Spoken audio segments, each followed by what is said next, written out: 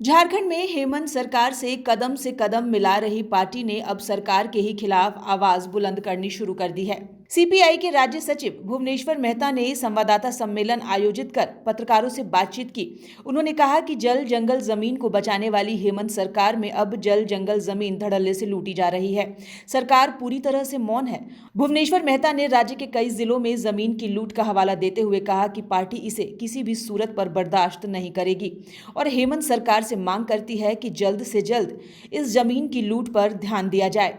अभी तो देश की राजनीतिक स्थिति पर हमारे साथी डॉक्टर बादशाह कांगो ने चर्चा की। मैं जो संक्षेप में कहना चाहता हूँ, आज झारखंड में जो विस्थापन की स्थिति है बहुत भयावह है। लोगों की जमीन लूटी जा रही है, जंगल लूटी जा रही है और सरकार बेखबर है।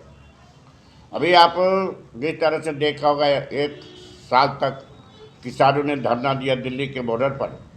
अभी हजारीबाग के बड़का गांव में 12 अप्रैल से 6 महीना से अधिक हो गया। अडानी ने जो वो मिला है कोल ब्लॉक, उसके खिलाफ धरना पर बैठे। 4 बार आम सभा बुलाया प्रशासन ने, लेकिन एक भी नहीं आया। लेकिन ये प्रशासन के लोग, वहाँ का डीसी और एसपी खुलेआम अडानी को मदद कर रहे हैं। दर्जनों केस किए हुए 400-500 लोगों पर, और यहाँ तक कि जो लड़का कभी किसी पर केस नहीं हुआ नौजवान पर, उसको जिला बदल का नोटिस दिए हुए हैं। और ये 6 महीना से धरना चल रहा है। इसी तरह से 190 दिन से चतरा जिले में वसीमपुर कटोरिया रेलवे लाइन और भारतमाला रोड के खिलाफ में, जहाँ गरीबों का जमीन जा रहा है, जो मजरूआ जमीन है, बस कई शतकों से 60 साल 70 साल 100 साल से जमीन पर कब्जा है। रसीद उनका कष्ट रहा है, घर बना हुआ है, खेत बना हुआ है, उसको बिना एक पैसा मुआवजा दिए हुए ये सरकार उसको कब्जा करना चाहती है। ये कंपनी वाले कब्जा करना चाहते हैं। हमारी पार्टी लगातार इसके खिलाफ आंदोलन चल रही है।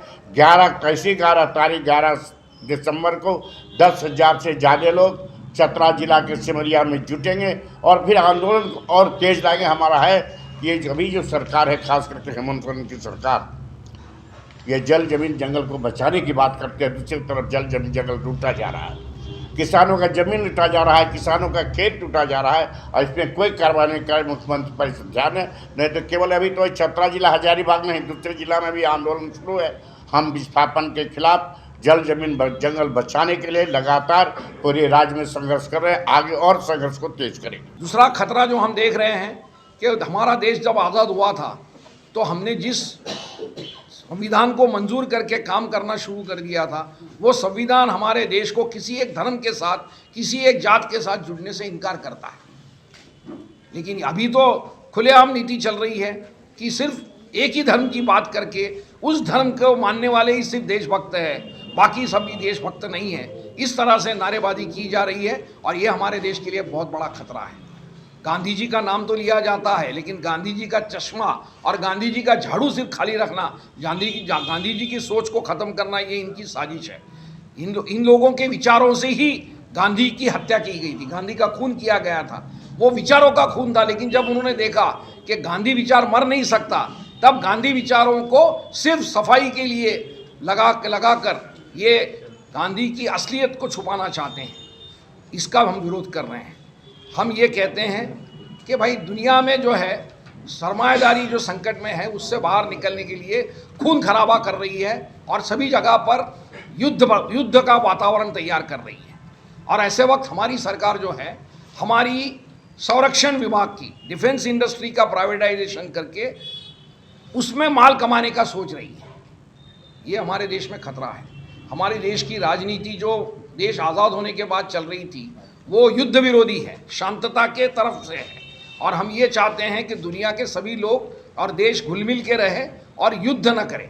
ये हमारी कोशिश रही है, लेकिन आज की राजनीति उसके खिलाफ है। उसके लिए हमने देखा कि जब इजराइल और हमास का संघर्ष शुरू हुआ तो हमारे देश के प्रधानमंत्री ने टेररिज्म के खिलाफ इजराइल काम कर रहा है, इसके लिए उनको बहुत प्रशंसा की। लेकिन बाद में उनको खुद को ये कहना पड़ा कि इजराइल के इस कृति से, इस एक्शन से निरपराध लोग मर रहे हैं और उसके लिए उनको खेद प्रकट करना पड़ा। ये अफसोस की बात है कि राजनीति कितने झटके उनको बदलनी पड़ी, ये हम समझना चाहते हैं। एक धर्म के साथ वो इजराइल और पैलेस्टाइन के संघर्ष को जोड़ना चाहते हैं, जिसका हमने विरोध किया है। 1935 से लेकर, देश की आज़ादी के पहले से लेकर हम फिलिस्तीनी लोगों के हक के साथ खड़े हैं और खड़ा रहना चाहिए, ऐसा हमको लगता है। और इसीलिए आज जब हमास और इजराइल के अंदर एक शस्त्र संधि हुआ है और शांतता प्रस्तावित होने की उम्मीद जगी है, हम उसका स्वागत करते हैं और उम्मीद करते हैं कि ये शांति बरकरार रहेगी और लोगों को राहत मिलेगी। और हम अपेक्षा करते हैं कि हमारे देश ने इसमें पहल करनी चाहिए।